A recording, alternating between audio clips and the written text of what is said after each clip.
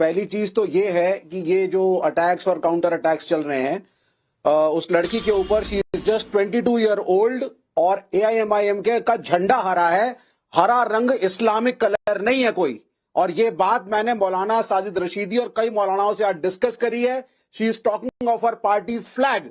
और अगर एक 22 साल की एक यंगस्टर ये कहती है कि मेरे में जज्बा है कि मैं अपनी पार्टी को और आगे बढ़ाऊंगी और कुछ समय के बाद आपको हमारी पार्टी का हरा रंग हर जगह दिखेगा, तो उसमें डेलिबरेटली उसको विक्टिमाइज करना यंगस्टर को और कहना that she is playing communal politics गलत है, बिल्कुल गलत है।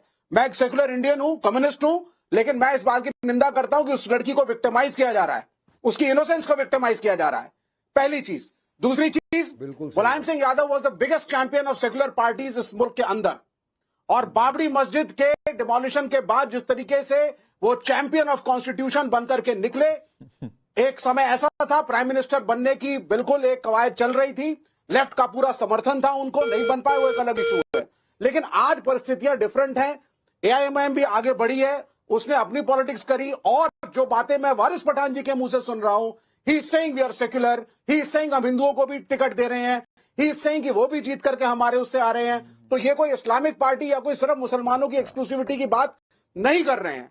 और अगर ये कंडीशन है तो आगे बढ़ करके अगर विवेक श्रीवास्तव सर्टिफिकेशन अथॉरिटी ने कह दिया कि वारिस पठान सेक्युलर है, AIMIM सेक्युलर है तो सेक्युलर है।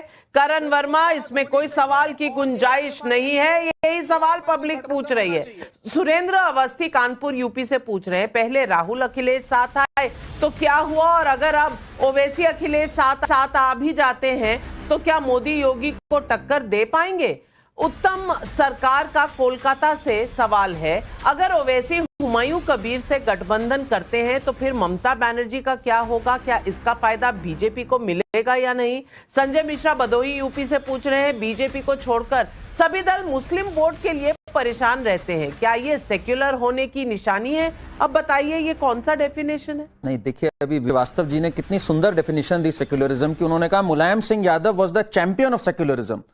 वही मुलायम सिंह यादव नाविका जी जिन्होंने कहा मैंने 16 मरवा दिए थे, अगर 30 भी मरवाने पड़ते तो वो मैं मरवाने में 1 मिनट भी हिचकता नहीं। इस मुलायम सिंह यादव को विवेक श्रीवास्तव जी ने चैंपियन ऑफ सेक्युलरिज्म बता दिया। हमारे वारिस साहब यहां पर बैठे हुए हैं भाई, बहुत इन्होंने वैसे कहा, हमारा नाम है, इनकी पार्टी का नाम है मजलिसे इत्तेहादुल मुस्लिमीन।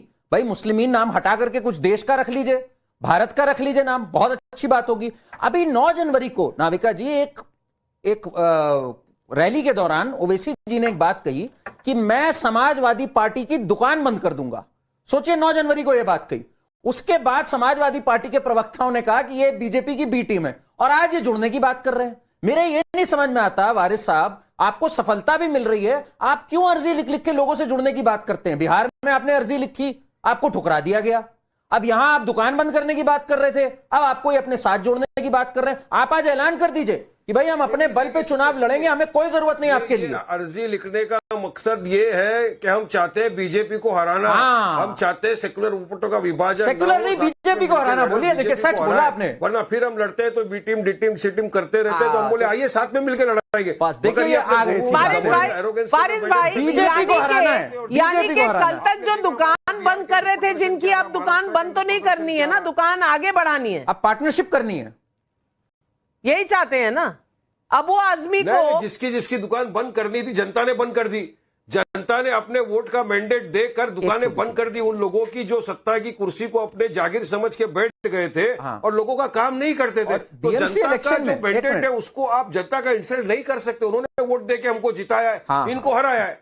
नाविका जी ये जो बोल रहे हैं ना, तो आपको वोट देकर जिताया, अभी यूपी में तो वोट डले नहीं है ना, तो यूपी का स्ट्रेटेजी पूछ रही हूँ। वहां सपा की दुकान बंद करनी है, खोलनी है, पार्टनरशिप करना है, क्या करना है? अंदर से खुशी भी हो रही है कि अब लोग हमको न्योता आएगा, रेड कारपेट आएगा, मतलब दरी तो चाहिए ही। एक छोटी सी और बात बोल दूं मैं नाविका जी, इन्होंने बार बार एक बात कही कि हमने चुनाव कितना खूबसूरत लड़ा, सेक्युलर मुद्दों पे लड़ा। मैं जरा 2 वाक्य बताना चाहता हूं, और जनता ने देखा था। अकबरुद्दीन ओवैसी की एक स्पीच बहुत वायरल हुई थी जिसमें उन्होंने बार बार कहा 15 मिनट 15 बार बार 15 पे उन्होंने पॉज किया, बार बार टीज करना चाह रहे थे अपने 15 मिनट की स्पीच पे, और अंत में नाराए तकबीर भी बोला। साथ में इम्तियाज जलील जब गए संभाजी नगर, उन्होंने बोला मैं इसको औरंगाबाद ही बुलाऊंगा। अब ये तो कितनी सेक्युलर राजनीति है ना, बार बार उन्होंने कहा ये औरंगाबाद ही रहेगा, ता कयामत तक ये औरंगाबाद रहेगा। सोचिए जरा कितना प्यार है औरंगजेब से इनको, उसके बाद ये सेक्युलर है। औरंगजेब है ना भाई इनकी डेफिनेशन सेक्युलरिज्म की, औरंगाबाद है वारिस जी या वो छत्रपति संभाजी नगर है? भाई मैं औरंगाबाद बोलता रहूंगा। देखिए हाँ, ये है लगाव औरंगजेब से, ये सेक्युलरिज्म है, ये सेक्युलरिज्म है। लेकिन तौसीफ खान साहब, एक दर्शक का ये भी सवाल है कि हुमायूं कबीर और ओवैसी जी अगर साथ आ गए तो फिर तृणमूल कांग्रेस का क्या होगा बंगाल में? ये पब्लिक का सवाल है, जवाब दे दीजिए। देखिए नाविका जी, इंडिया एक मल्टी पार्टी सिस्टम है और यहाँ लगभग 2000 पॉलिटिकल पार्टी है और उसमें से करीब 50 के आसपास स्टेट पार्टी है, 6 नेशनल पार्टी है। लेकिन जहां तक आइडियोलॉजी की बात होती है, पॉलिटिकल आइडियोलॉजी, तो पूरे देश में सिर्फ 2 ही पॉलिटिकल आइडियोलॉजी है। एक है महात्मा गांधी की आइडियोलॉजी और एक है नथुराम गोडसे की आइडियोलॉजी। और मेजॉरिटी इंडियंस, भारतीय जो है मेजॉरिटी, वो महात्मा गांधी के आइडियोलॉजी को लेकर चलते हैं, जिसमें अब कोई समाजवादी पार्टी है, कोई राष्ट्रीय जनता दल है, कोई तृणमूल है, कोई कांग्रेस है, ये हो सकते हैं, पर इनकी जो आइडियोलॉजी है उसको नेतृत्व मिलता है महात्मा गांधी से।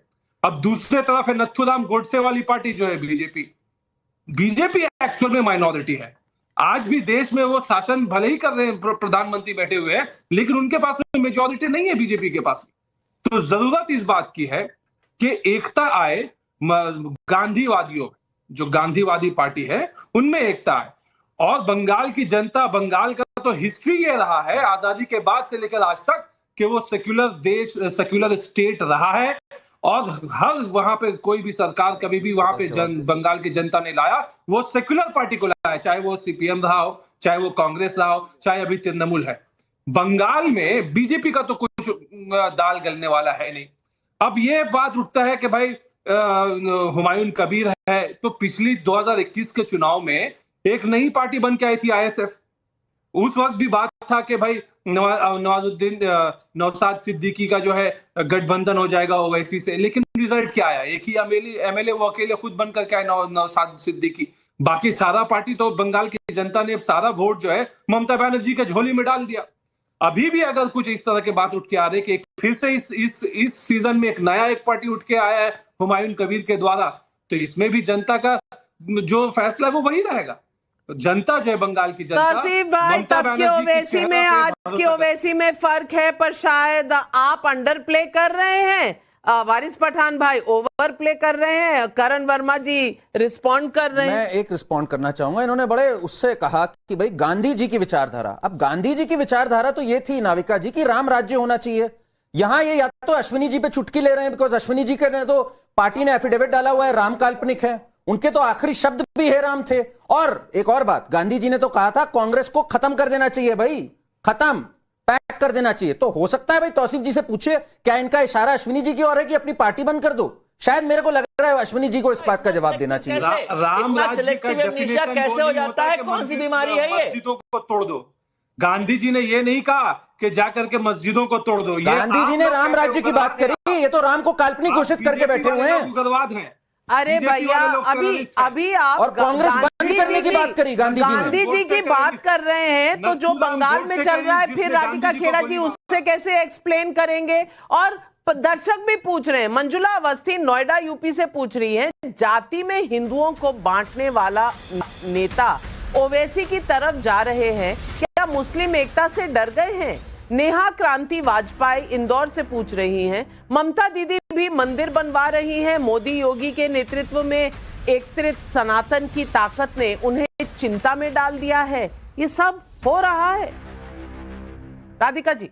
जी बिल्कुल, ममता तो डर गई है। चलिए, कम से कम डर के मारे मंदिर तो बना रही हैं और एक तरफ की राजनीति नहीं कर रही, लेकिन मैं एक चीज कहना चाहती हूँ, मैं बहुत हैरान हूं कि अब ये लोगों का ये देखने को मिल रहा है कि ये इतने डेस्परेट हो चुकी है एआईएमआईएम इन लोगों के साथ ओपनली गठबंधन में आने के लिए, कि जब सीपीआई के प्रवक्ता यहाँ पे भाई साहब बोल रहे थे कि हरा रंग का मुसलमानों से या इस्लाम से कोई लेना देना नहीं है, तो वारिस पठान साहब चुप थे।